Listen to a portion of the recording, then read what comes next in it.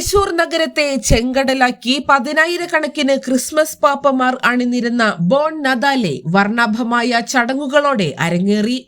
തൃശൂർ സ്വരാജ് റൗണ്ടിനെ ആവേശത്തിലഴ്ത്തി 213 ഇടവകകളിൽ നിന്നുള്ള 15,000-ഓളം പാപ്പമാരാണ് നഗരവീഥികൾ കീഴടക്കിയത്.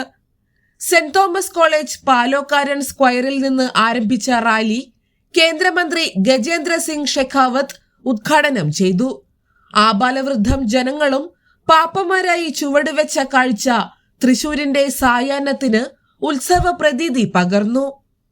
Artificial intelligence സാങ്കേതികവിദ്യ പ്രയോജനപ്പെടുത്തി നിർമ്മിച്ച ചലിക്കുന്ന 4 ഫ്ലോട്ടുകൾ ഉൾപ്പെടെ 15ഓളം നിശ്ചല ദൃശ്യങ്ങൾ റാലിക്ക് മാറ്റുകൂട്ടി.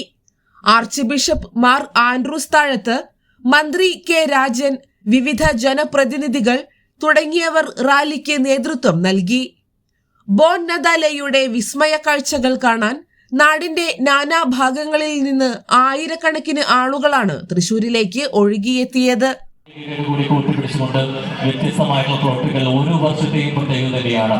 ഈ വർഷവും അത് മാറ്റി ഒട്ടും കുറയ്ക്കാതെ തന്നെ ആഘോഷത്തിനൊപ്പം ജീവകാരുടെ പ്രവർത്തനത്തിന് കൂടി നമുക്കൊപ്പം ജീവിക്കുന്ന സഹജീവികൾക്കുള്ള ഒരു കൈത്താങ്ങായിട്ട് കൂടി മറ്റൊരു ശക്തമായി മാറാറുണ്ട് ഓരോ വർഷവും പോകുന്നതാളെ.